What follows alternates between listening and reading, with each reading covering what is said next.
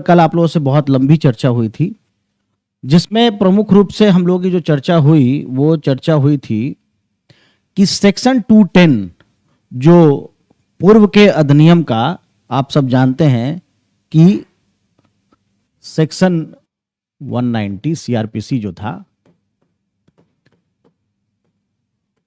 उसके आधार पर दो तरीके से कार्रवाइयां, क्रिमिनल प्रोसीडिंग स्टार्ट होती है। एक आता है कंप्लेन और एक आता है पुलिस रिपोर्ट। तो कल हम लोगों की चर्चा पुलिस रिपोर्ट पे पर्याप्त हो गई थी और आज हमारी चर्चा शुरू हो रही है कंप्लेन पर। कंप्लेन पे चर्चा करने के पहले, और बेयर को भी साथ में, आज हम लोग बेयर को भी हम लोग कोशिश करेंगे साथ में देखने का। हटा देते हैं, बेयर पे चले आते हैं 223 पर। पहले बेयर खोलने के पीछे का रीजन यह है कि एक शब्द है, उस शब्द पर आपको बहुत विशेष ध्यान देना है और वो शब्द है टेकिंग कॉग्निजेंस, संज्ञान का लेना। संज्ञान लेने का क्या अर्थ होता है, इस संदर्भ में हम लोग आज चर्चा करने जा रहे हैं। 223 में पहले मैं वो शब्द आपको दिखा दूंगा ताकि आपको समझ में आए कि आप किस विषय पे चर्चा कर रहे हैं।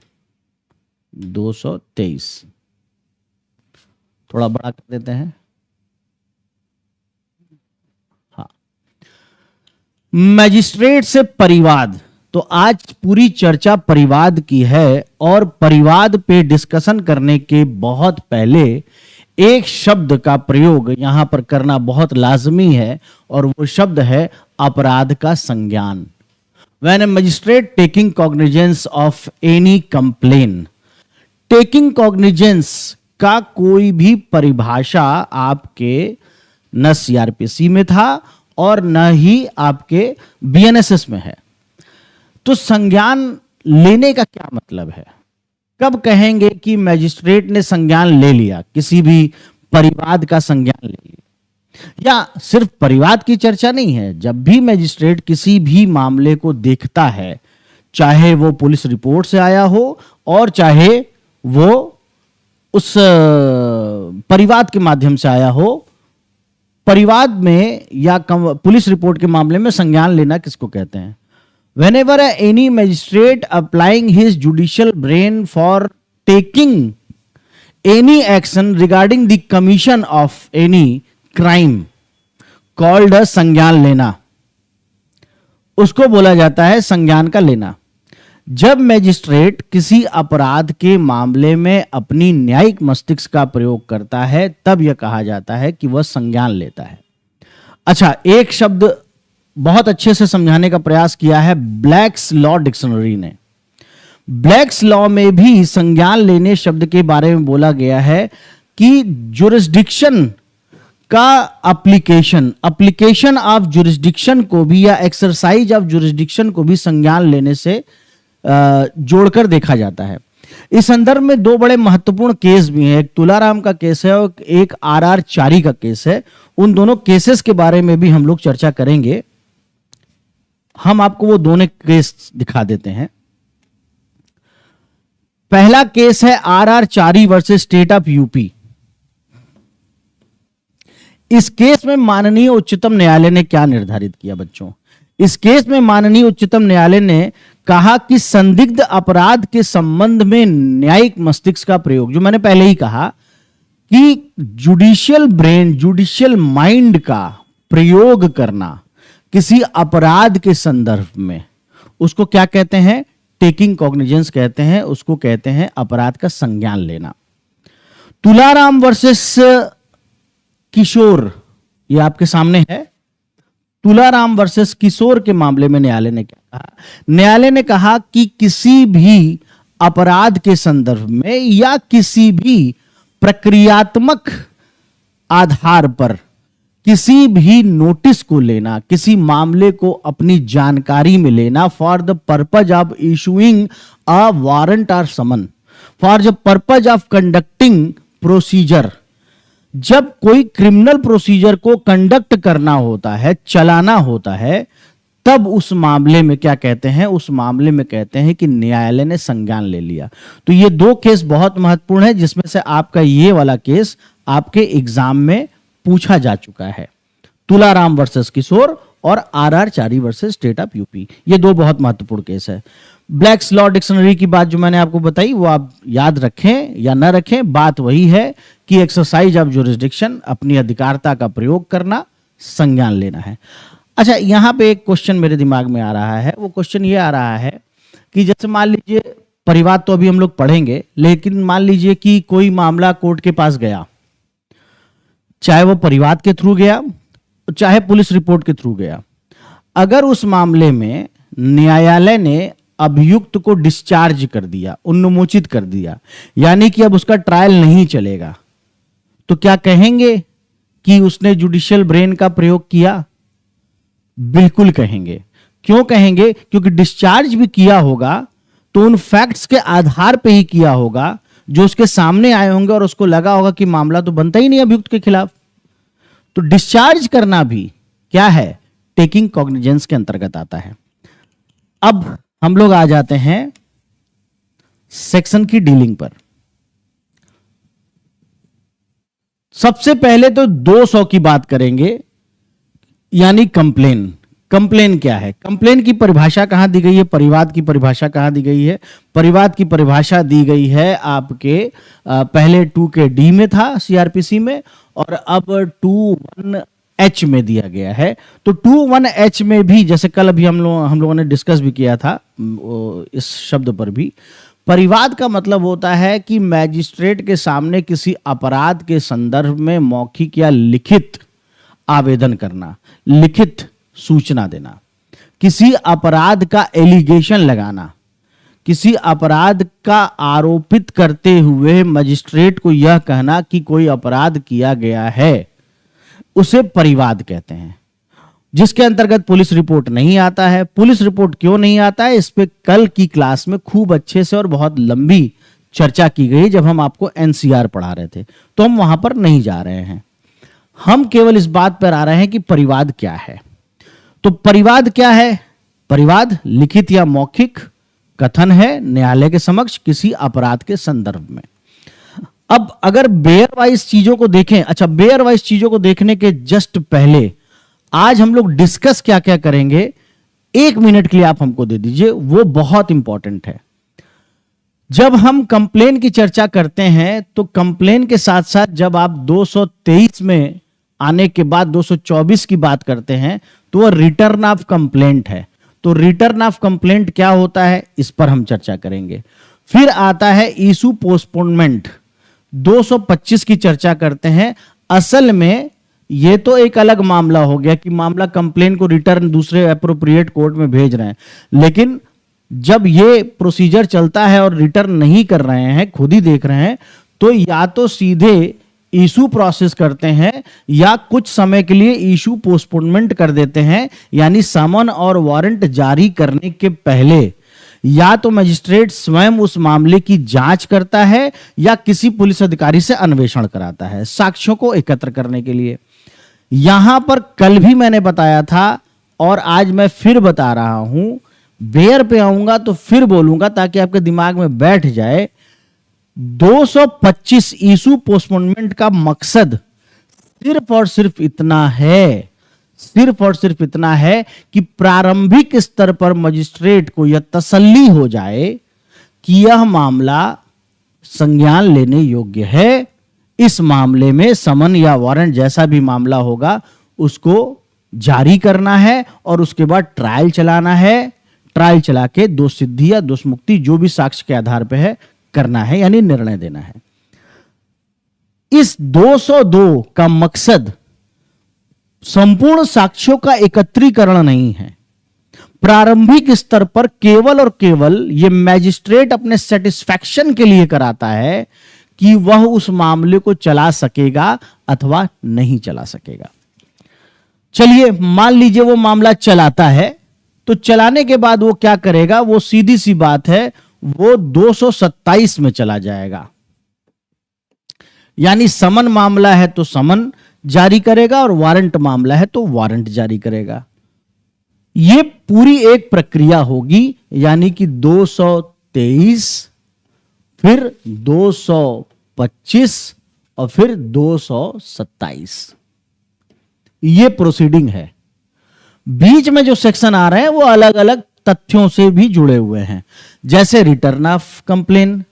रिटर्न ऑफ कंप्लेन का सीधा सा मतलब यह है कि मजिस्ट्रेट को लगा यार इस मामले में तो मेरा जुरिस्डिक्शन ही नहीं है, मैं कैसे देख सकता हूं इस मामले को, तो एप्रोप्रिएट कोर्ट को वो भेज देता है। भेजने की प्रक्रिया जब सेक्शन पढ़ेंगे तो समझ में आ जाएगा।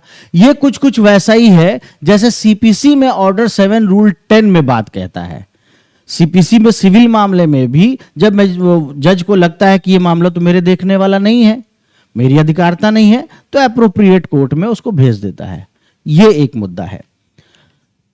अच्छा, इससे जुड़ा हुआ और भी क्वेश्चन है जो मैं फिर पढ़ूंगा तब चर्चा करूंगा। फिर एक बात आती है डिसमिसल ऑफ कंप्लेन 226 में where there is no cause of action, कोई मामला ही नहीं बन रहा है। परिवाद को देखने के बाद और परिवादी और साक्ष्यों की परीक्षा करने के बाद प्रारंभिक स्तर पे ही स्पष्ट हो जा रहा है, in a very prima facie stage magistrate satisfy हो जा रहा है कि इस मामले में तो कुछ करना ही नहीं है हमको, परिवाद को खारिज कर देगा, डिसमिस कर देगा। ये कुछ कुछ वैसा ही है जैसा ऑर्डर 7 रूल 11 का ए है, रिजेक्शन ऑफ प्लेंट। प्लेंट को जैसे वो रिजेक्ट कर रहा है वैसा ही कुछ कुछ ये बात कहता है। या order 9 rule 2 rule 3 and rule 5 जैसे डिसमिस करता है, कुछ कुछ उसी तरह की बात है। इसके साथ 227 का 4 लिखने के पीछे मकसद क्या है? 227 तो सीधी सी ये बात बोलता है कि जब इशू प्रोसेस कर दिया, समन या वारंट जारी कर दिया कोई बात नहीं, लेकिन समन या वारंट उस मामले में जारी नहीं किया जाएगा, या आप कह सकते हैं कि कंप्लेंट को डिसमिस कर दिया जाएगा जब आपने डाक का या कोर्ट फी का संदाय नहीं किया है, payment non payment of court fee, या जो भी समन के लिए जो फी देना है या जो भी फी है उसको अगर आपने नहीं दिया है तो भी आपके कंप्लेंट को डिसमिस कर दिया जाएगा। यह वैसी ही बात कहता है जैसे ऑर्डर 9 रूल 2 सीपीसी में कहता है कि डाक आदि का अगर खर्चा नहीं किया तो तुम्हारा वाद खारिज कर देंगे। यहां डाक आदि का खर्चा नहीं दिया तो तुम्हारा परिवाद खारिज कर देंगे, परिवाद खारिज कर दिया। तो इन दोनों को यहां लिखने की क्या जरूरत थी? इन दोनों को यहां लिखने की जरूरत यह थी कि इसके अगेंस्ट आप जाओगे कहां। मैं कभी कभी बच्चों से एक प्रश्न करता हूं, प्रश्न ये करता हूं कि भाई तुम गए पुलिस के पास एफआईआर लेके, पुलिस ने एफआईआर नहीं लिखी, तुम कमिश्नर के पास गए, पुलिस कमिश्नर के पास, पुलिस कमिश्नर ने भी कुछ नहीं किया, तो तुम परिवाद में ही आओगे। तुम परिवाद में आए, अब परिवाद में आए और तुम्हारा परिवाद खारिज कर दिया गया, अब तुम कहां जाओगे? भगवान के घर तो जाओगे नहीं। यानी ना तो पुलिस ने एफआईआर लॉन्च की, इन्वेस्टिगेशन किया कि प्रक्रिया चालू हो, ना मैजिस्ट्रेट ने ही परिवाद को ग्रहण किया। अब क्या करोगे? इसका उत्तर आपकी सीआरपीसी 398 में और बीएनएसएस की धारा 439 में दिया गया है। इसके अगेंस्ट आप रिवीजन में जा सकते हैं कि साहब हमारा मामला खारिज कर दिया गया, उसको देख लीजिए, अगर वो मामला बनने योग्य है तो मजिस्ट्रेट को आदेश दीजिए कि मजिस्ट्रेट परिवाद दाखिल कर ले। तो ये इसलिए मैंने लिखा है क्योंकि ये क्वेश्चन एग्जाम में आया हुआ है, प्रीलिम्स में भी। पहले ये कैसे आया हुआ था? पहले ये आया था 203 204 का 4 की रेमेडी 398। अब ये आपके साथ कैसे आ सकता है? 226 227 का 4 की रेमेडी 439। इसको बहुत गंभीरता से याद कर लीजिएगा।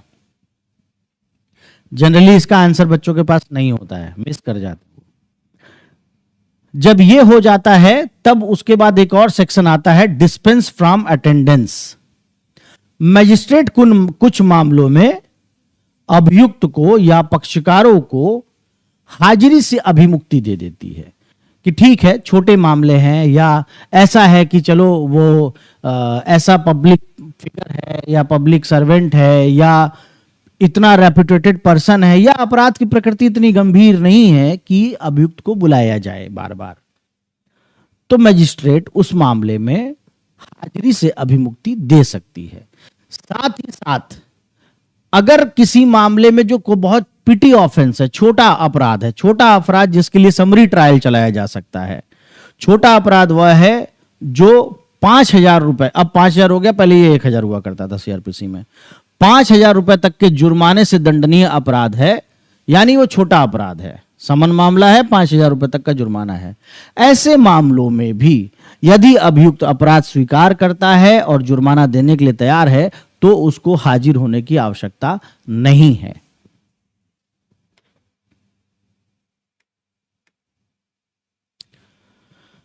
इसके बाद देखिए पीटी ऑफेंस की बात हो गई। इसके बाद 207, 208 सीआरपीसी, 231, 230 और 231 सीआरपीसी का कंप्लायंस किया जाएगा।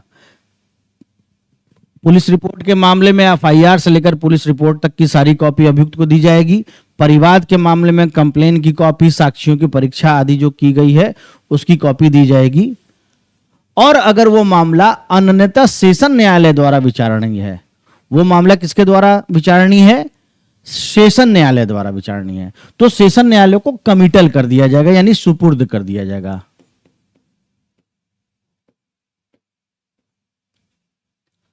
ये बात यहां पे क्यों इंपॉर्टेंट है, सब डिटेल करेंगे, ध्यान समझिए। पहले आप केवल इतना जो मैं बता रहा हूं इसको गंभीरता से अगर आप देख लेंगे तो डिटेलिंग आप खुद भी कर लेंगे।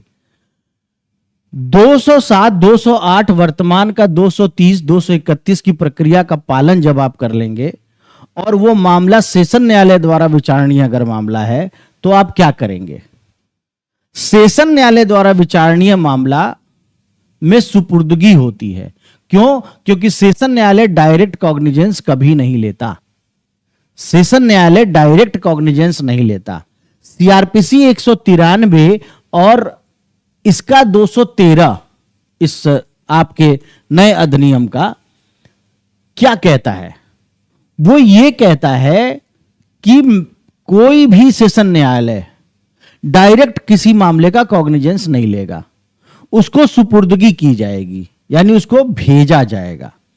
तो सुपुर्दगी का प्रोविजन हम लोग पढ़ेंगे। कुछ मामले ऐसे हैं जो डायरेक्ट कॉग्निजेबल हैं बाय दी सेशन कोर्ट, कुछ स्पेसिफिक मामले हैं जो डायरेक्ट सेशन कोर्ट के द्वारा विचारणी हैं। वो कौन से मामले हैं? सीआरपीसी का 199, बीएनएसएस का 222 जिसे हम कह रहे हैं, जहां पर सेशन न्यायालय डायरेक्ट कॉग्निजेंस ले लेगा। ये 199 या वर्तमान का 222 क्या है? राष्ट्रपति, राज्यपाल, संघ के मंत्री, ये इन लोगों आदि का जो सम्मानित, सो कॉल्ड सम्मानित लोग हैं,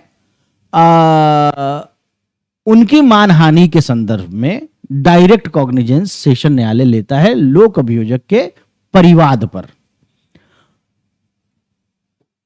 schedule caste and schedule tribe prevention of atrocity act 1989 का मामला, यह मामला भी सीधे डायरेक्ट कॉग्निजेंस सेशन कोर्ट के द्वारा है, इसीलिए स्पेशल कोर्ट बनाई जाती है। और वो स्पेशल कोर्ट का जो प्रिसाइडिंग ऑफिसर होता है वो एडिशनल डिस्ट्रिक्ट जज होता है, वो असिस्टेंट नहीं होता, एडिशनल होता है, मतलब डिस्ट्रिक्ट जज के इक्विवेलेंट होता है वो, यानी सेशन कोर्ट होता है। इसी प्रकार से एक बहुत महत्वपूर्ण जो एक्ट आया 2012 में, पॉक्सो, जो लैंगिक शोषण बालकों का किया जा रहा है, उसके बालक में स्त्री पुरुष दोनों आते हैं, उसके संदर्भ में यह एक अधिनियम बनाया गया। इसमें भी डायरेक्ट कॉग्निजेंस लेने की शक्ति कोर्ट ऑफ सेशन को है। और प्रिवेंशन ऑफ करप्शन एक्ट 1988 का जो मामला है, भ्रष्टाचार से संबंधित जो मामले हैं, उसमें भी direct cognizance court of session लेता है। इतनी बातें हो गई और लास्ट में आपको इसके साथ 233 भी पढ़ लेना है इसी टॉपिक के अंतर्गत जो हम लोग परिवाद पढ़ने जा रहे हैं। उसमें अगर कंप्लेन केस चल रहा है और पुलिस का इन्वेस्टिगेशन भी चल रहा है तो क्या होगा? न्यायालय पुलिस इन्वेस्टिगेशन को आगे करेगी और अपने कंप्लेन केस को स्टे कर देगी। ये ओवरऑल आपको 223 से 233 की यात्रा करनी है आज। तो हम लोग यात्रा प्रारंभ कर रहे हैं। किसी के पास कोई प्रश्न है तो वह अपने प्रश्न को पूछ सकता है। हम लोगों ने टेकिंग कॉग्निजेंस से संबंधित बात समझ ली। न्यायालय जब अपना जुडिशियल ब्रेन अप्लाई करता है तो कहा जाता है संज्ञान ले लिया। आ जाते हैं कंप्लेन पर। अच्छा, सेक्शन वाइज बेयर वाइज हम लोगों को पढ़ना है, तो 223 पे हम लोग आ गए।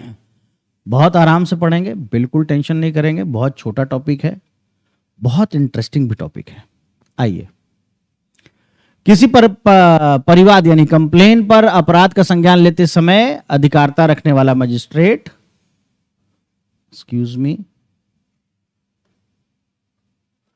परिवादी की, और यदि कोई साक्षी उस समय उपस्थित है तो उसकी शपथ पर परीक्षा लेगा और परीक्षा का सारांश यानी कि समरी लिखेगा, रिकॉर्ड पे लेगा और उस पर अपने भी हस्ताक्षर कराएगा और परिवादी और साक्षियों के भी हस्ताक्षर ले लेगा। लेकिन किसी भी अपराध का संज्ञान अभियुक्त को सुनवाई का अवसर दिए बिना नहीं किया जाएगा। आरडी आल्टरम पार्टम सुनवाई का अवसर नैसर्गिक न्याय का सर्वोच्च सिद्धांत है। प्रिंसिपल ऑफ नेचुरल जस्टिस के तहत प्रत्येक चरण, हर चरण पर सुनवाई का अवसर अभियुक्त को प्राप्त होना चाहिए। वो होगा कब साक्ष्यों की परीक्षा आवश्यक नहीं है, यह प्रश्न बनता है। मेंस में पूछ लेता है कब साक्ष्यों की परीक्षा आवश्यक नहीं है।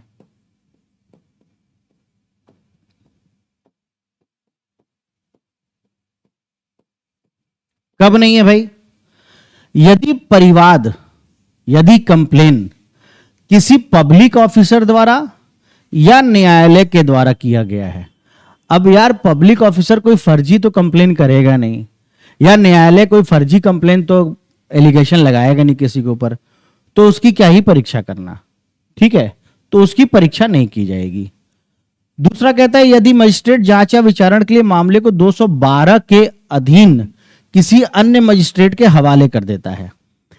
अब कोई मामला है जो 212 के अधीन किसी अन्य मजिस्ट्रेट को दे रहा है, यानी कि प्रारंभिक स्तर पे ही वो मामला किसी अन्य मजिस्ट्रेट के द्वारा संज्ञान लेने योग्य है, तो वहां भेज देगा।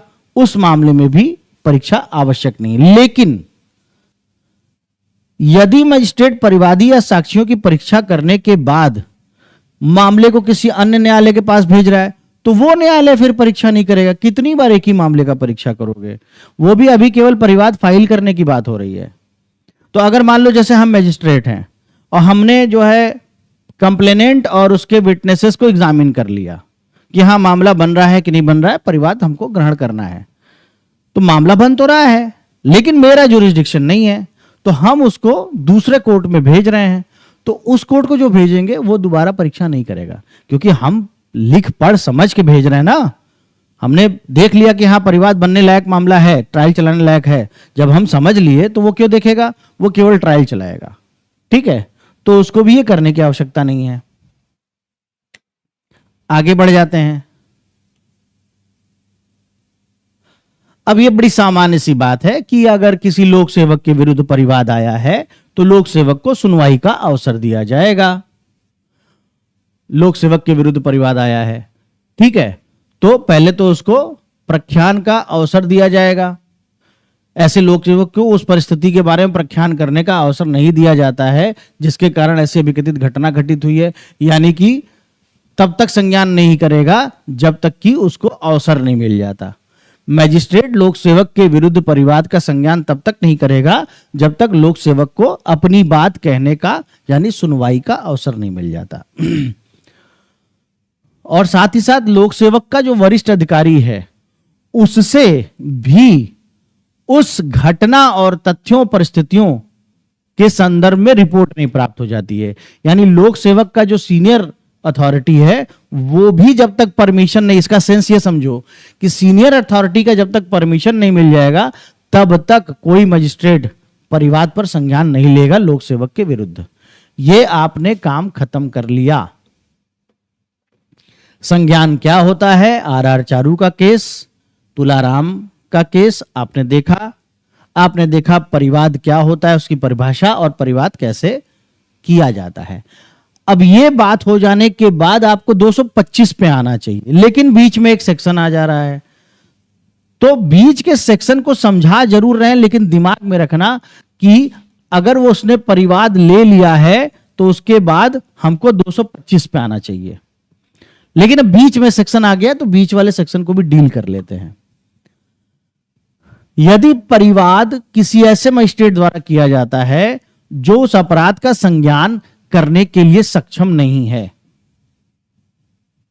हम हैं मजिस्ट्रेट और हम किसी मामले में अपराध का संज्ञान करने के लिए सक्षम नहीं हैं, तो यदि परिवाद लिखित है तो जो समुचित न्यायालय यानी जिस न्यायालय को परिवाद का संज्ञान लेना है उसको लौटा दिया जाएगा। यही है रिटर्न ऑफ कंप्लेन। उसको लौटा दिया जाएगा अपना साइन करते हुए और एक कंसाइज बात लिखते हुए कि हम क्यों लौटा रहे हैं, क्योंकि हमारा जुरिस्डिक्शन नहीं है, मामला बनता है, आपका जुरिस्डिक्शन है, आप देखिए, लौटा देंगे। और यदि परिवाद लिखित में नहीं है तो परिवादी से कहेगा ऐसा है, तुम परिवाद लिखित में नहीं किए हो, हमारे कोर्ट का मामला नहीं है, जिस कोर्ट में वहां जाओ, वहां जाके बात करना, वहां जाने का आदेश जारी कर देगा। ये एक बात हो गई।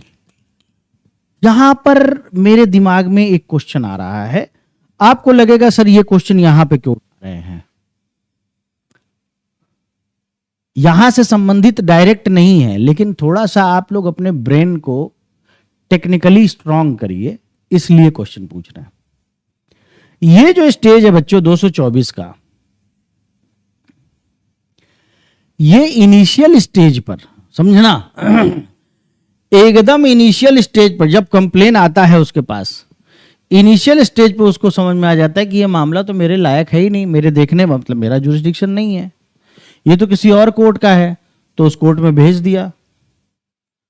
लिखित है तो साइन करके भेज दिया, लिखित नहीं है तो परिवादी को भेज दिया।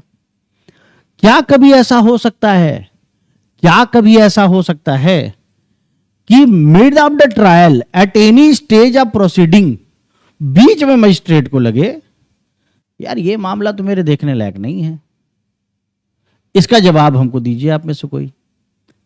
क्या ऐसा नहीं हो सकता कि लगे कि यार ये मामला तो मेरे द्वारा देखा ही नहीं जा सकता? सपोज जैसे मान लो एक छोटी सी बात बता रहे हैं, कोई हर्ट या ग्रेवियस हर्ट का कोई मजिस्ट्रेट कॉग्निजेंस लिया है, ट्रायल चला रहा है, ट्रायल के दौरान मान लो जिसको ग्रेवियस हर्ट हुआ तो वो मर गया, तो ग्रेवियस हर्ट आदि तक के मामले में, ये कौन है देखिए क्या है, किसका फोन है उठाइए, ग्रेवियस हर्ट तक के मामले में तो जुरिस्डिक्शन जो है वो फर्स्ट क्लास जुडिशियल मजिस्ट्रेट या मैक्सिमम सीजीएम का होगा। लेकिन अगर कोई मर जाएगा तो मृत्यु की दशा में तो सेशन कोर्ट का जुरिस्डिक्शन हो जाएगा, तो उसको ट्रांसफर करना पड़ेगा कि नहीं करना पड़ेगा? या कई बार ऐसी कंडीशन आ जाती है कि सीजीएम को ही लगता है कि ये मामला तो यार इस कोर्ट के जुरिस्डिक्शन में ही नहीं था, इसको दूसरे कोर्ट में भेज देना चाहिए। अब मैं इसका एक उदाहरण आपको देता हूं। सेक्शन 322 और सेक्शन 323 बीएनएस का 461 462 है मेरे हिसाब से, देख लीजिएगा आप लोग।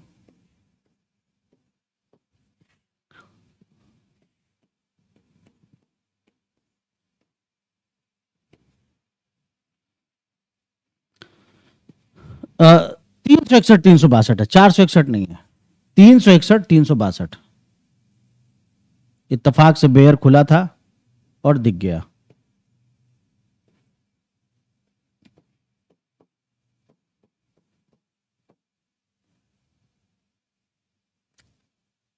ये आप पढ़िएगा, ये आपको पढ़ने के लिए मैं बोल रहा हूं, क्योंकि हम लोग तो परिवाद वाले चैप्टर में चल रहे हैं।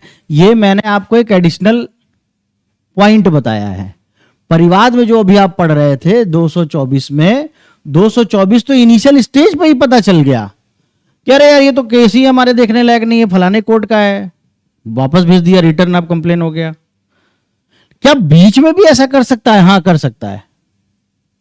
मिड ऑफ द ट्रायल उसको पता चल जाता है ये मामला मेरे देखने लायक नहीं है। तो ये मेंस का क्वेश्चन है, प्री में भी पूछा हुआ है, लेकिन जनरली ये मेंस का क्वेश्चन है कि क्या कोई मजिस्ट्रेट ड्यूरिंग प्रोसीडिंग किसी मामले को जो उसके जुरिस्डिक्शन का नहीं है भेज सकता है? कहां भेज सकता है, ये दिया हुआ है। ठीक, फिर आ जाते हैं हम लोग अपने अड्डे पर। अड्डा बोले तो जो हम लोग पढ़ रहे थे। हाँ, तो बच्चों परिवाद हुआ। परिवाद होने के बाद कोई क्वेश्चन आया क्या? परिवाद होने के बाद ये लगा कि तुरंत क्या ही वारंट या समन इशू करें। वारंट या समन इशू करने का माहौल तो बन नहीं रहा है, कुछ समझ में नहीं आ रहा है। परिवादी और उसके साक्षियों को सुनने के बाद ऐसा लगा तो नहीं कि यह देखने लायक मामला है। तो क्या किया, चलो इसमें एक इंक्वायरी करा लेते हैं, या ऐसा करते हैं पुलिस से इन्वेस्टिगेशन करा लेते हैं। तो 225 पे आ गया वो।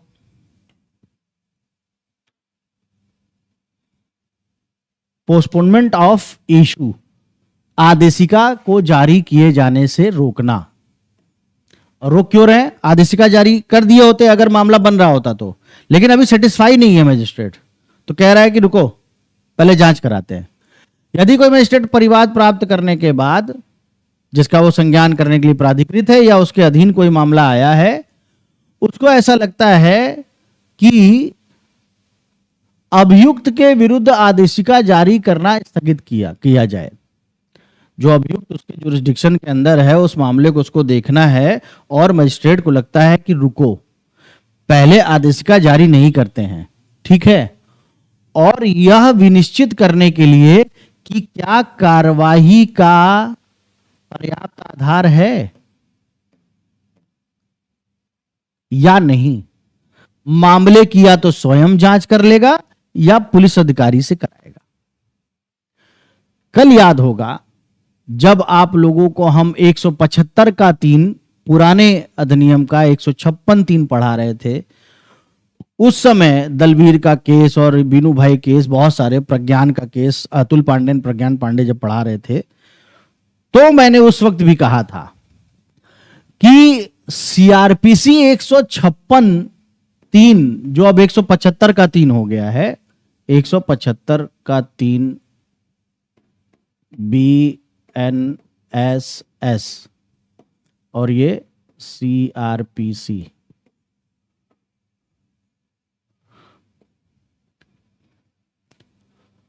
में तब कहता है एफआईआर लॉन्च करने के लिए मैजिस्ट्रेट, जब मैजिस्ट्रेट को यह लगता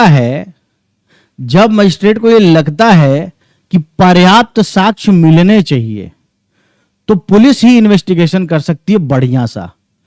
तब वहां पर वो पुलिस को डायरेक्शन देता है, पुलिस को कहता है कि एफआईआर लॉन्च करो।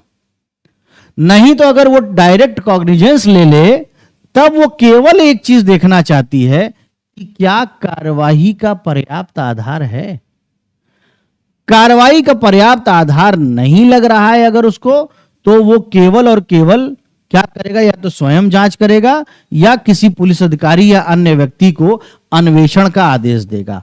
लेकिन यह अन्वेषण भी सिर्फ इतना करने के लिए है कि क्या कार्रवाई का पर्याप्त आधार है, इसको समझने के लिए है। ठीक, आगे बढ़ते हैं। लेकिन अन्वेषण का आदेश वहां नहीं करेगा जहां मजिस्ट्रेट को लगता है कि परिवाद का जो मामला है वो तो exclusively triable by court of session है, अन्यथा सेशन न्यायालय के द्वारा ही विचारणीय। तो हम हाथ क्यों डाले भैया, बड़ी कोर्ट है, हम नहीं करेंगे, वहां पे अन्वेषण का आदेश नहीं देगा। दूसरा, उस स्थिति में भी नहीं करेगा जब परिवादी या साक्षियों की परीक्षा शपथ पर अगर कर ली गई है तो अन्वेषण करने की आवश्यकता फिर नहीं पड़ती है। उपधारा 1 में यदि ठीक समझता है तो साक्षियों की शपथ पर परीक्षा कर सकता है।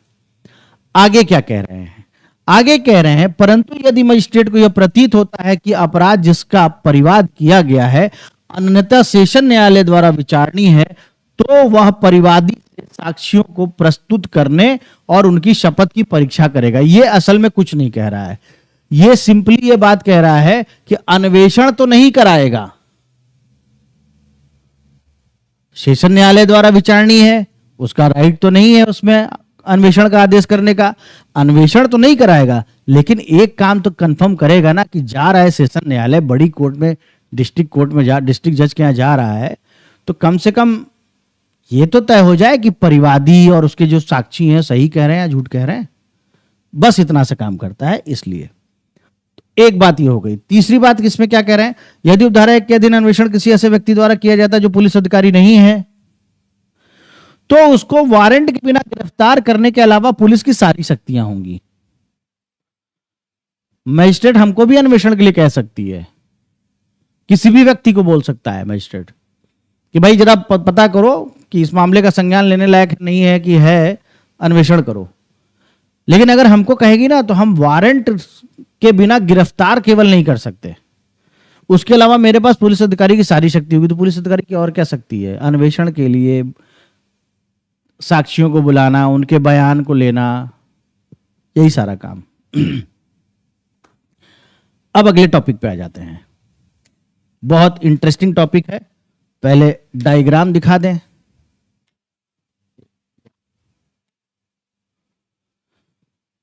इशू पोस्टपोनमेंट हो गया 226, जो पुराने अधिनियम का 203 था, 226 परिवाद का खारिज किया जाना। कोई मामला ही नहीं बन रहा है, परिवाद लेके चले आए परिवादी, और न्यायालय ने देखा, अच्छा मान लो न्यायालय ने इशू पोस्टपोनमेंट करके समन वारंट बिना जारी किए प्रारंभिक जांच भी करवाई, कोई मामला ही नहीं बन रहा है, तो क्या करेगा, खारिज ही तो करेगा, खारिज कर देगा। यदि परिवादी और साक्षियों का शपथ पर कथन करने के बाद या 225 के अधीन जांच अन्वेषण करने के बाद मजिस्ट्रेट की ये राय है, मजिस्ट्रेट ये समझता है कि कार्रवाई का पर्याप्त आधार नहीं है, तो परिवाद को खारिज कर देगा, और क्यों खारिज किया है उसका कारण भी लिख देगा। खत्म हो गई कहानी।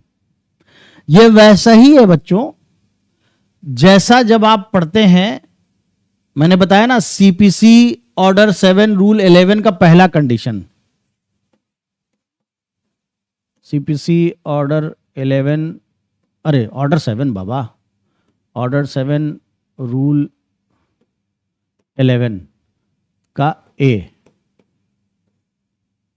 वहां पे भी तो यही है, where there is a no cause of action suit shall be reject, वाद पत्र खारिज कर दिया जाता है। वैसी ही बात ये है, ठीक है। अगर ये कोरिलेट इसलिए करते हैं कि आपको ये लगे कि हाँ ये बात है, ये सिविल में भी ऐसे खारिज करते हैं, उसी तरह क्रिमिनल में खारिज करते हैं, ठीक है। अब इसको हम हटा दे रहे हैं क्योंकि आप कंफ्यूज ना हो, नए बच्चे जो होंगे हो सकता है वो कंफ्यूज हो जाए। इसके साथ मैंने 227 का 4 भी लिखा था। ये सीआरपीसी का 203 था और 204 का 4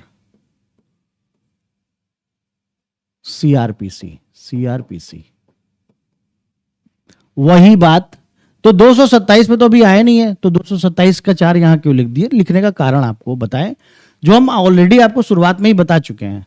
वो कारण ये सीधा सा है कि अगर आपका परिवाद खारिज कर दिया जाता है या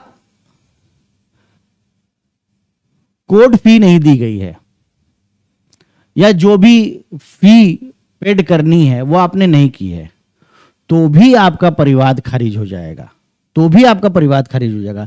यह वैसी ही बात है जैसा ऑर्डर 9 रूल 2 में है। ऑर्डर 9 रूल 2, वहां पर भी आप देखोगे बच्चों तो वहां पर भी यही होता है, डाक आदि का खर्चा नहीं दिया गया, खर्चा नहीं दिया गया तो वहां वाद पत्र खारिज कर देते हैं, यहां पे परिवाद खारिज कर दे रहे हैं। क्या गलत कर रहे हैं? अब जब खारिज कर दिए तो इन दोनों को एक साथ लिखा इसलिए है क्योंकि इन दोनों की रेमेडी सीआरपीसी के 398 में है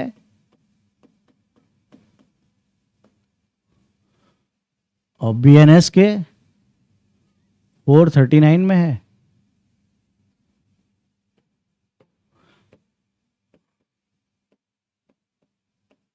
अभी चेक कर लेते हैं। जी बिल्कुल, बीएनएस के 439 में है। आप चले जाएंगे रिवीजन कोर्ट में। हट गया, समझ तो आप गए ही होंगे।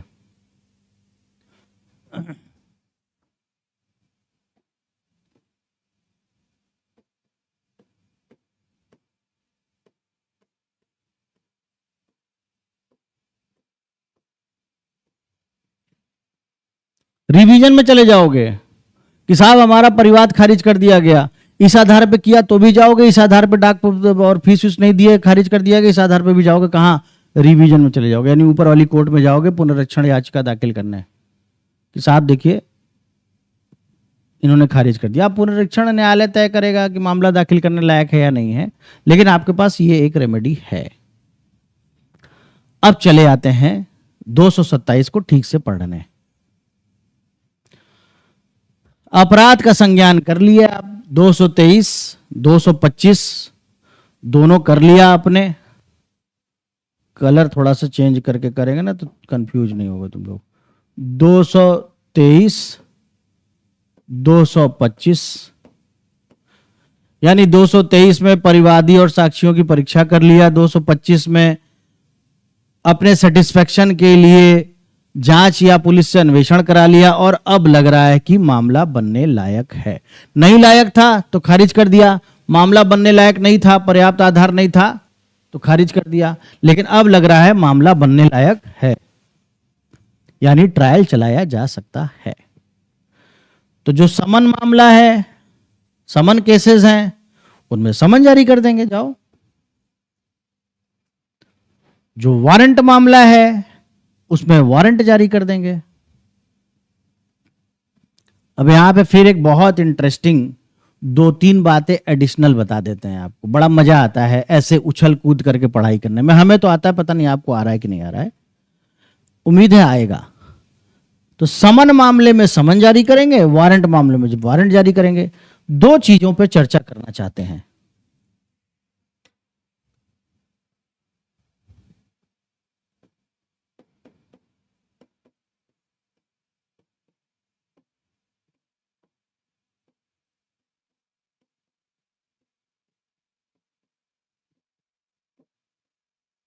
समन मामला है तो समन जारी करेंगे, वारंट मामला है तो वारंट जारी करेंगे। ये बार बार हम कह रहे हैं। क्या समन मामले में वारंट जारी होगा? इसी सेक्शन के लास्ट में आप देखिए लिखा है, हां समन मामले में वारंट जारी हो सकता है अगर मजिस्ट्रेट को लगता है कि समन से आने वाला बंदा नहीं है, वो पुलिस उठा के ले आएगी तो वारंट जारी करना पड़ेगा। In lieu of summon warrant, in lieu of summon warrant section 87 CrPC का और इसका सेक्शन 87 सीआरपीसी का और इसका क्या है मैं 1 मिनट में आपको बता दूंगा। आप लोग भी ढूंढिए मेरे साथ। सेक्शन 87 सीआरपीसी, सेक्शन 87 सीआरपीसी कहां गया भाई?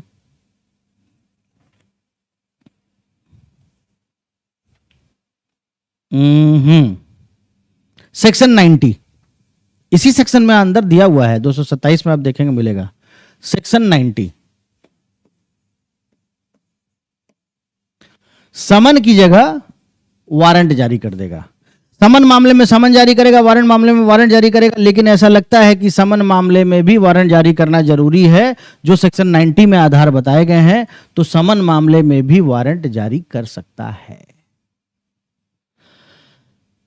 अब एक प्रश्न ये उठ के आता है, वारंट मामले में समन जारी कर सकता है?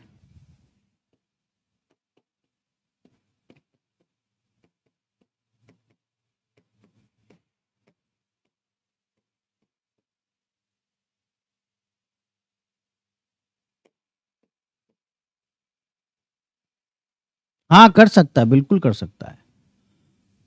वारंट मामला है और वो बहुत ज्यादा हाईली हीनियस नहीं है। साथ ही साथ ये भी है कि जिस व्यक्ति के विरुद्ध वारंट जारी करना है वो व्यक्ति कोई सम्मानित व्यक्ति है। अब जैसे मान लो वो संघ का कोई मंत्री है, प्रशासक है, एडमिनिस्ट्रेटर है, कोई पब्लिक ऑफिसर है, उसको उसके खिलाफ वारंट मामला, मान लो प्रधानमंत्री के खिलाफ वारंट मामला बन गया कि वोट चोरी का मुद्दा आ गया, 1 2 4 10 पकड़ लिए गए साक्ष्य के साथ, तो मान लो कि उनके खिलाफ वारंट मामला बन गया, निर्वाचन संबंधी अपराध। अब 10,000 रुपया घूस दिया गया तो निर्वाचन संबंधी अपराध में आता है, तो वारंट नहीं जारी करेंगे उनके लिए, क्योंकि वो भारत के प्रधानमंत्री हैं, संवैधानिक पद पे हैं, तो उनके लिए समन जारी कर देंगे। ठीक, वारंट मामले में समन जारी किया जा सकता है। अब मेरे मन में एक और प्रश्न आ जाता है कई बार, सीआरपीसी 259 रिकॉर्डिंग सही जा रही है? कोई समझ नहीं आ रहा है, बच्चों का कोई रिप्लाई आपको दिख रहा है कहीं? और कोई किसी को कोई बच्चों आप में से किसी का कोई क्वेश्चन हो तो पूछ सकते हैं। हाँ, तो मैं क्या बता रहा था, सॉरी। हाँ, एक क्वेश्चन और बाहर से पकड़ में आ रहा है। ये तो समन मामलों में समन जारी किया, वारंट मामलों में वारंट जारी किया। समन मामलों में वारंट कब जारी किया? सेक्शन 90। वारंट मामलों में भी समन किया जा सकता है किसी सम्मानित व्यक्ति के लिए। अभी आपको उसी सेक्शन में मिल जाएगा जब हम पढ़ाएंगे। तो एक क्वेश्चन मेरे मन में आ रहा है, वो आ ये रहा है, थोड़ा इसको छोटा बनाए, बहुत बड़ा लिख रहा है क्या? बहुत ही छोटा हो गया। क्या न्यायालय या मजिस्ट्रेट, न्यायालय समन मामला यानी केस को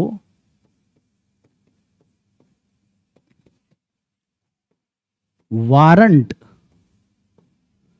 केस में बदल सकती है? किसी के पास जवाब हो तो दो।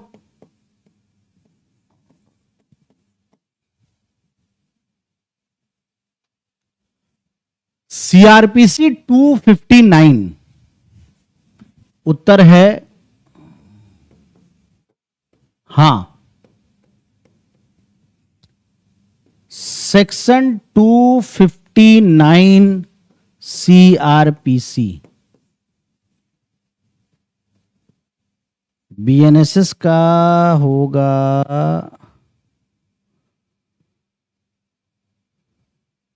282।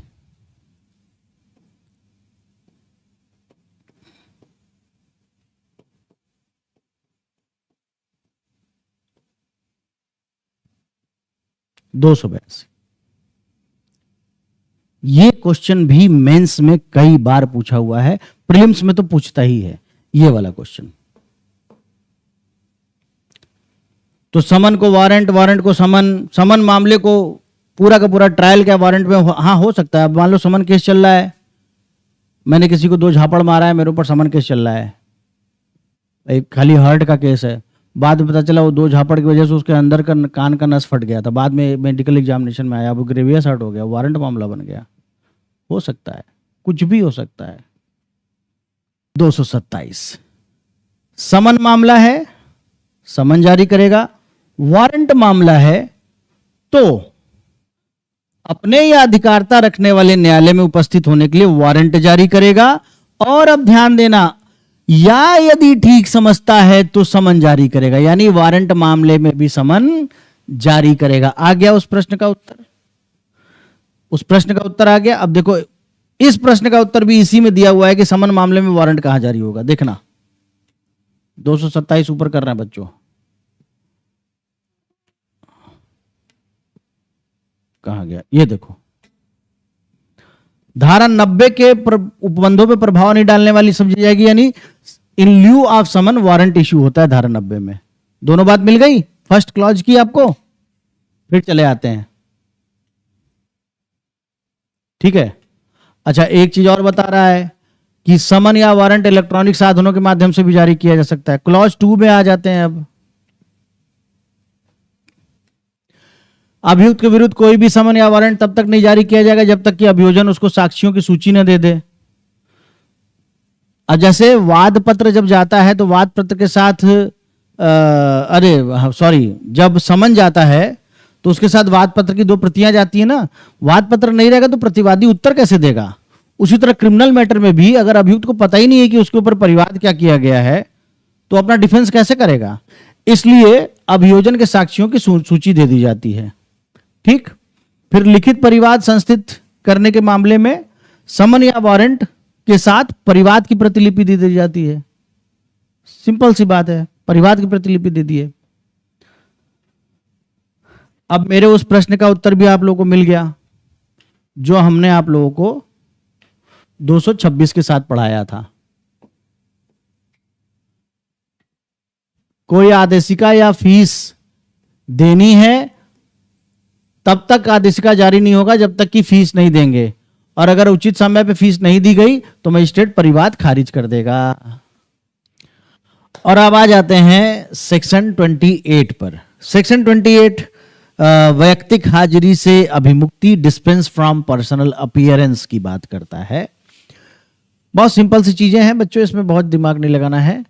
कह रहे हैं जब कोई मजिस्ट्रेट समन जारी करता है और उसे ऐसा कारण प्रतीत होता है कि अभियुक्त की वैयक्तिक हाजिरी से अभिमुक्ति दे दी जाए तो उसको अभिमुक्ति दे सकता है अधिवक्ता के माध्यम से आने के शर्त पर। यानी कि अधिवक्ता आ जाए कोई दिक्कत नहीं है, अभियुक्त अगर नहीं भी आ सकता है तो। अब वो मामले क्या हो सकते हैं, ये न्यायालय के निर्णय पर है, विवेक पर है कि किन मामलों में वो अभिमुक्ति दे सकता है। जैसे मान लो समन मामला है, छोटा मामला है, या अभियुक्त बीमार है, या ऐसी कंडीशन में है कि न्यायालय को लगता है कि अनावश्यक व्यय और विलंब होगा कार्रवाई चलाने में, तो अभिमुक्ति दे सकता है। ठीक है, ये बहुत बड़ी बात नहीं है। अब यदि आवश्यक हो तो फिर से हाजिर होने के लिए विवश भी कर सकता है, सीधी सी बात है।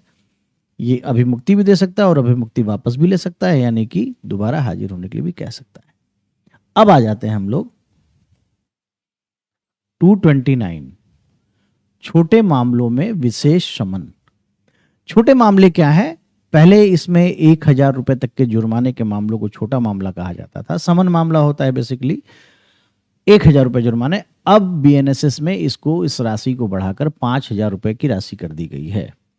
ठीक, तो ये कहते हैं कि जो मजिस्ट्रेट छोटे अपराध का संज्ञान ले रहा है और जिसको पिटी ऑफेंस के तहत समरी ट्रायल में निपटाया भी जा सकता है, जिसका समरी ट्रायल भी किया जा सकता है, लेकिन मजिस्ट्रेट को ऐसा लगता है कि ऐसे मामलों में वो समन जारी करे और कहे कि किसी स्पेसिफिक डेट को मजिस्ट्रेट के समक्ष या तो स्वयं हाजिर हो या अधिवक्ता के द्वारा उपस्थित हो जाओ, या यदि मजिस्ट्रेट के समक्ष उपस्थित हुए बिना आरोप को स्वीकार कर लेते हो और लिखित रूप से ये अभिवाक करते हो कि तुम समन के अंतर्गत जो जुर्माना तुम्हारे ऊपर लगाया गया है, जुर्माना देने के लिए तुम तैयार हो, या तो डाक के द्वारा जुर्माना देना चाहते हो या किसी संदेशवाहक के मैसेंजर के द्वारा तुम जो स्पेसिफिक डेट है उस डेट को के पहले आकर जुर्माना देने के लिए तैयार हो, तो उसको न्यायालय स्वीकार करेगी और अधिवक्ता द्वारा स्वयं को दोषी होना स्वीकार करने के बाद न्यायालय कहेगी कि तुम जुर्माने की रकम संदाय कर दो। नट सेल में बात यह है, मत आओ, अपराध अगर स्वीकार कर रहे हो तो जुर्माने की रकम दे दो छोटे मामलों में और तुम जाओ, अधिवक्ता के माध्यम से या मैसेंजर के द्वारा या डाक द्वारा जुर्माना संदाय कर दो। लेकिन कोई भी जुर्माने की रकम ऐसे छोटे मामलों में 5000 से ज्यादा नहीं होगी। प्रश्न एग्जाम में यही आता है कि पिटी ऑफेंस कौन से हैं, तो आप क्या बताएंगे? पिटी ऑफेंस वो है जिसमें मैक्सिमम जुर्माना 5000 रुपए है। छोटा अपराध क्या है बता रहे हैं, जिसमें 5000 रुपए जुर्माना है। लेकिन इसके अंतर्गत मोटर व्हीकल एक्ट के अंतर्गत आने वाला कोई मामला नहीं है और न ही अन्य ऐसी विधि के अधीन जिसमें दोषी होने को स्वीकार करने पर अभियुक्त की उपस्थिति अनुपस्थिति में दोष सिद्ध करने के उपबंध है, इस प्रकार दंडनीय है। कहने का मतलब यह है कि 5,000 रुपए तक के जुर्माने के मामलों को छोटा मामला कह रहे हैं, लेकिन वो मोटर यान अधिनियम के अंतर्गत आने वाले मामले नहीं होंगे और उन मामलों में भी नहीं होगा जिन मामलों में अभियुक्त अनुपस्थिति के आधार पर यह स्वीकार कर रहा है कि हम तैयार हैं, यानी कि अन्य कोई विधि के अंतर्गत नहीं माना जाएगा। सिर्फ और सिर्फ वे मामले जिसमें न्यायालय को लगता है कि इस मामले को छोटे मामले के तौर पर सिर्फ जुर्माना लगा के छोड़ा जा सकता है, उसमें वो 5,000 रुपए तक का जुर्माना लगाएगी और अभियुक्त को कहेगी पैसा जमा करके जाओ। और जो मामले कंपाउंडेबल हैं, कंपाउंडेबल मामले पहले 320 में हुआ करता था सीआरपीसी में, अब 359 में है। कंपाउंडेबल मामले वे मामले होते हैं जिसमें जो पार्टीज होती है, जैसे जो एग्रीव पार्टी है, पीड़ित पक्ष और अभियुक्त, इन दोनों के बीच में एक प्रकार के, आप सरल भाषा में समझो तो समझौता है, आपसी समझ से उस मामले को खत्म करना। उसमें दोषमुक्ति मानी जाती है, दोषमुक्ति मानी जाती है। और उसमें 2 टेबल होता है, टेबल 1 और टेबल 2, ये जो कंपाउंडेबल ऑफेंस होता है। तो टेबल 1 में पार्टीज खुद डिसाइड कर सकती है मामले को खत्म करना। टेबल 2 में न्यायालय के द्वारा अनुमति लेने के बाद ही, न्यायालय से अनुमति लेने के बाद ही मामला खत्म किया जा सकता है। हम लोग जब कंपाउंडेबल ऑफेंस पढ़ेंगे तो उसमें बहुत सारी चीजें आती हैं, वो तब जब मौका आएगा तो उसको देखा जाएगा। तो जो कंपाउंडेबल मामले हैं या जिसमें मैक्सिमम 3 महीने तक की सजा दी जाती है या केवल जुर्माना लगाया जाता है, ऐसे मामलों में भी विशेष समन दिया जा सकता है और 5,000 रुपए तक का जुर्माना लगाकर मामले को समाप्त किया जा सकता है। केवल जुर्माना लगाने से न्याय पूर्ण हो जाएगा तो केवल जुर्माना लगाया जा सकता है। अब जो अगला मामला आता है वो बहुत इंटरेस्टिंग है, 230 और 231। 230 पुलिस रिपोर्ट के आधार पर जो मामले संस्थित किए जाते हैं, उनमें कहा जा रहा है कि अभियुक्त को एफआईआर की कॉपी, उसके बाद जिन जिन लोगों का बयान हुआ है उसकी कॉपी, सारी कॉपीज दी जाएगी। और अगर उसने कोई वो किया है, संस्वीकृति किया है, या 164 के सामने, अब का 183 में मजिस्ट्रेट के सामने जिन जिन लोगों ने स्टेटमेंट दिया है, उन सब चीजों को अभियुक्त को प्रोवाइड कर दिया जाएगा, सब कुछ दे दिया जाएगा। इससे ज्यादा इसमें जानने की कोई जरूरत नहीं है आपको, इससे ज्यादा मत जानिएगा। और इसी तरह अगर परिवाद का मामला है तो परिवाद की कॉपी, परिवादी और जिन व्यक्तियों की परीक्षा की जा चुकी है उसकी कॉपी, 183 के अधीन कोई स्टेटमेंट दिया गया है उसकी कॉपी, सारी कॉपीज किसको दे दी जाएगी? अभियुक्त को दे दी जाएगी। अब देखिए जो मूल मुद्दा आता है आपका, वो आता है 232 का। 230 और 231 जैसा मामला हो, पुलिस रिपोर्ट पर संस्थित मामला हो या परिवाद पर संस्थित मामला हो, अभियुक्त को सारी कॉपीज दे दी जाएगी ताकि वो अपना डिफेंस कर सके। लेकिन यदि मामला ऐसा है जो अन्यथा सेशन न्यायालय द्वारा ही केवल विचारणीय है,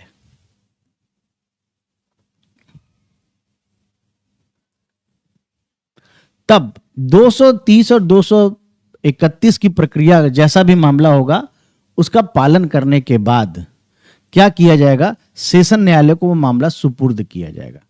इसको थोड़ा सा हम प्रैक्टिकल तरीके से समझाते हैं। सेशन न्यायालय जैसे 10 वर्ष से ऊपर के कारावास और मृत्युदंड तक के मामलों को देखता है।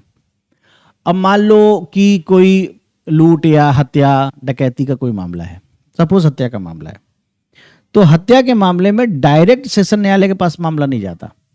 कैसे जाता है? प्रैक्टिकल बात बता रहे हैं। पहले चीफ जुडिशियल मजिस्ट्रेट के पास उसकी पेशी होती है, उसको गिरफ्तार करके लाया जाता है और उसकी पेशी होती है। वहां पे चीफ जुडिशियल मजिस्ट्रेट उससे कुछ क्वेश्चन करता है, फिर यह तय करता है कि 230 या 231 की प्रक्रिया का पालन हो गया कि नहीं, यानी उसको जो इंपॉर्टेंट डॉक्यूमेंट्स देने हैं वो डॉक्यूमेंट दे दिए गए कि नहीं। पुलिस रिपोर्ट है तो एफआईआर की कॉपी दे दी गई कि नहीं, या 183 का कोई कन्फेशन हुआ है दे दिया गया कि नहीं, या कोई अदर स्टेटमेंट हुआ है, जो भी एविडेंसेस कलेक्ट किए गए उसकी कॉपी दे दी गई नहीं। पहली बात। या परिवाद का मामला है तो परिवाद की कॉपी दे देगी कि नहीं, या इन्वेस्टिगेशन जो जो हुआ वो सब कुछ उसको दे दिया जाएगा अभियुक्त को। अब सीजेएम उस मामले को कमिटल करेगा, यानी सुपुर्द करेगा कोर्ट ऑफ सेशन को, भेजेगा।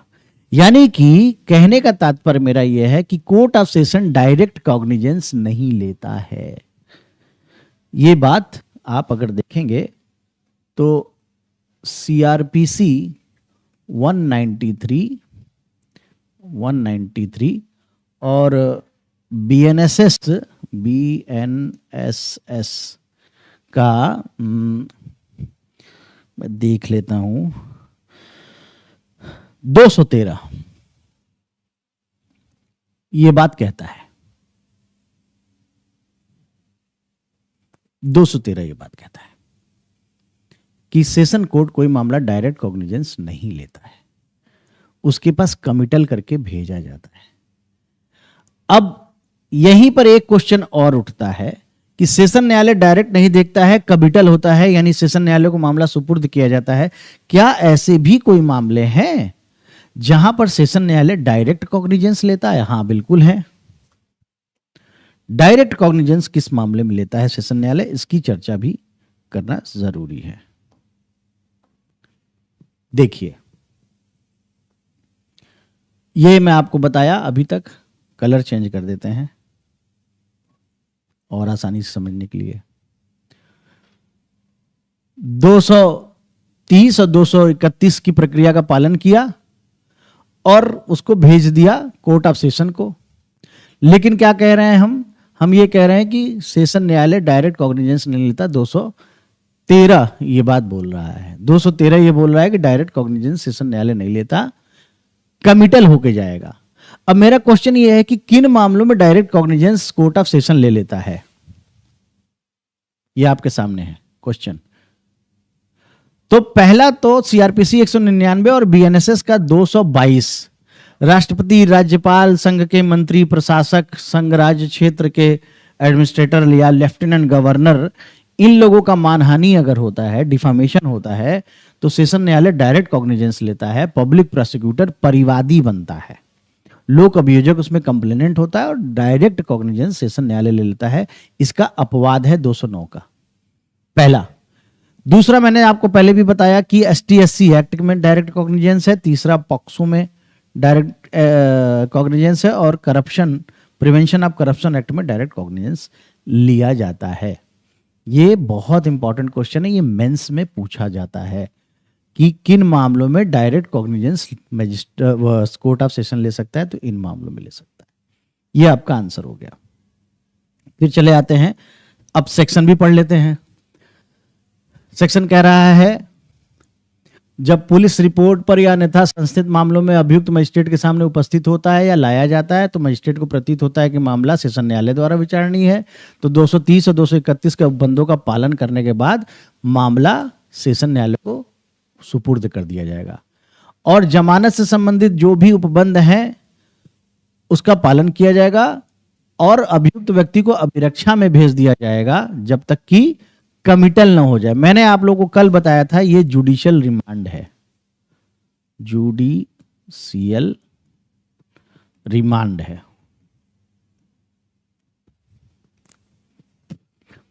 ये जुडिशियल रिमांड है। ये पहले 209 था सीआरपीसी का और अब ये 232 है। अभिरक्षा में भेज दिया जाएगा। तो उतने दिन कहां रहेगा?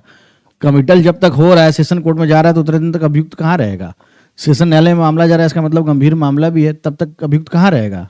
तो जुडिशियल रिमांड में भेज दिया जाता है। ठीक। जमानत संबंधित बंदों का के अधीन रहते हुए विचारण के दौरान और समाप्त होने तक अभियुक्त को अभिरक्षा में भेज दिया जाएगा। मामले का अभिलेख या दस्तावेज, वस्तुएं जो कुछ भी हैं साक्ष्य में दिए जाने वाले वे सब न्यायालय को भेज दिए जाएंगे। मामले के सेशन न्यायालय को सुपुर्द करने की सूचना लोक अभियोजक को दे दी जाएगी, जिसको हम पब्लिक प्रोसिक्यूटर नहीं कहते, जनरली उसको क्या बोलते हैं? डीजीसी। डीजीसी का मतलब डिस्ट्रिक्ट गवर्नमेंट काउंसिल। आप लोग एपीओ बनने वाले हैं ना, तो आप लोग मजिस्ट्रेट कोर्ट में रहेंगे, कोर्ट ऑफ सेशन में जब भी रहेगा तो डीजीसी रहेगा, लेकिन है वो भी लोक अभियोजक, काम उसका भी वही है। ठीक। अब एक नई बात जो जोड़ी गई है कि कमिटल विद इन 90 डेज कर देना होगा, भेज देना होगा कोर्ट ऑफ सेशन को, परंतु इस दिन कार्रवाई संज्ञान लेने की तारीख से 90 दिन के भीतर पूरी की जाएगी और ऐसी अवधि मजिस्ट्रेट के द्वारा उन कारणों में लिखबद्ध की जाएगी जो विस्तारित होगी और जो 180 दिन से ज्यादा की नहीं होगी। अब देखो यहां पे समझना, यहां शब्द मजिस्ट्रेट है ना, इसका मतलब ये बात कर रहा है वो मजिस्ट्रेट जिसके पास मामला गया और जिसने कमिटल किया, सुपुर्द किया सेशन कोर्ट को, तो सेशन कोर्ट तक भेजने का टाइम 90 दिन के अंदर उसको भेज देना है। मैक्सिमम 180 दिन तक भी जा सकता है, लेकिन उसका कारण लिखना पड़ेगा कि इतना टाइम क्यों लगा कमिटल करने, मतलब 6 महीने तक भी लग सकते हैं। 180 दिन का मतलब 6 महीना होता है मेरे हिसाब से। परंतु यह कि जहां कोई आवेदन सेशन न्यायालय द्वारा विचारणीय किसी मामले में अभियुक्त या पीड़ित या ऐसे व्यक्ति द्वारा प्राधिकृत किए गए किसी व्यक्ति द्वारा मजिस्ट्रेट के समक्ष फाइल किया गया है तो वह मामले को सुपुर्द करने के लिए सेशन न्यायालय भेज देगा। कोई मतलब नहीं है, यदि कोई आवेदन पीड़ित द्वारा या अभियुक्त द्वारा या कोई प्राधिकृत व्यक्ति द्वारा मजिस्ट्रेट के सामने दिया गया ये कहते हुए कि साहब भेज दीजिए सेशन कोर्ट को जल्दी, तो सेशन कोर्ट को मामला भेज देगा। कोई बहुत इंपॉर्टेंट बात नहीं है। अब आज का आखिरी सेक्शन पे चर्चा कर लेते हैं। आज के आखिरी सेक्शन में कोई बड़ी बात नहीं है, पहले शॉर्ट में समझते हैं। परिवाद वाले मामले में अनुसरण की जाने वाली प्रक्रिया और उसी अपराध में पुलिस का अन्वेषण। अब मान लो किसी मामले में इन्वेस्टिगेशन भी चल रहा है और उसी मामले में कंप्लेन भी आई हुई है, तो ज्यादा अच्छा साक्ष्य कहां से प्राप्त हो पाएगा? बार बार कह रहे हैं कि परिवाद में जो जांच होती है वो केवल प्रारंभिक रूप से मामला बन रहा है या नहीं बन रहा है इसके लिए होती है, लेकिन अन्वेषण अगर होगा तो पुलिस तो पूरा खंगाल के निकालेगी साक्ष्य। तो न्यायालय कहेगी यार पुलिस अगर इन्वेस्टिगेशन कर रही है तो ज्यादा अच्छा आएगा ना साक्ष्य, परिवाद वाले मामले को रोक देगी, स्टे कर देगी, अन्वेषण वाले मामले को आगे बढ़ाएगी। एक तो इन शॉर्ट आप ये समझ लो। अब बेयर पढ़ लेते हैं। जब पुलिस रिपोर्ट से भिन्न यानी परिवाद, जिसे परिवाद वाला मामला कहा गया है, पुलिस रिपोर्ट से भिन्न का मतलब परिवाद। परिवाद मामले में मजिस्ट्रेट द्वारा की जाने वाली जांच या विचारण के दौरान उसके समक्ष यह बात लाई जा रही है कि उसी अपराध के बारे में जिसका वो जांच या विचारण कर रहा है पुलिस द्वारा अन्वेषण भी किया जा रहा है, तब मजिस्ट्रेट ऐसी जांच या विचारण को रोक देगा, मामले को, अपने परिवाद वाले मामले को रोक देगा और पुलिस से कहेगा तुम इन्वेस्टिगेशन करके हमको रिपोर्ट करो यानी पुलिस रिपोर्ट दो। इन्वेस्टिगेशन करके रिपोर्ट देने का मतलब, इन्वेस्टिगेशन का लास्ट क्या होता है? Police report. पुलिस रिपोर्ट दो। पहला पैरा क्लियर हो गया। दूसरे पैरा पे आते हैं, पूरा खोल ले दूसरा पैरा।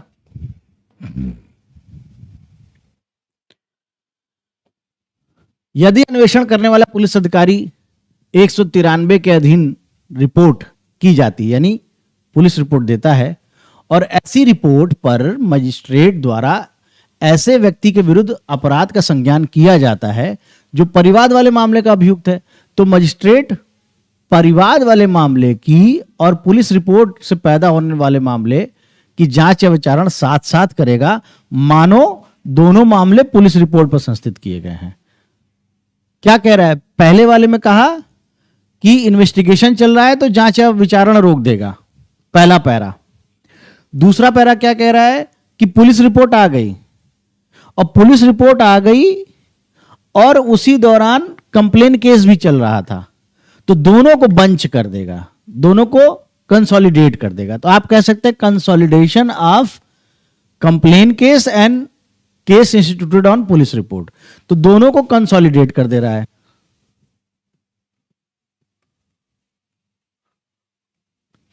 और दोनों को कंसोलिडेट करने के बाद यह माना जाएगा कि पुलिस रिपोर्ट पर संस्थित मामला चला रहा है, यानी अब प्रक्रिया instituted on police report trial होगी, instituted on other than police report trial नहीं होगी। प्रक्रिया ये होगी। अब ये प्रक्रिया क्या होती है, जब हम लोग ट्रायल पढ़ेंगे तब जानेंगे दोनों प्रक्रियाओं में क्या अंतर होता है। ये हो गया।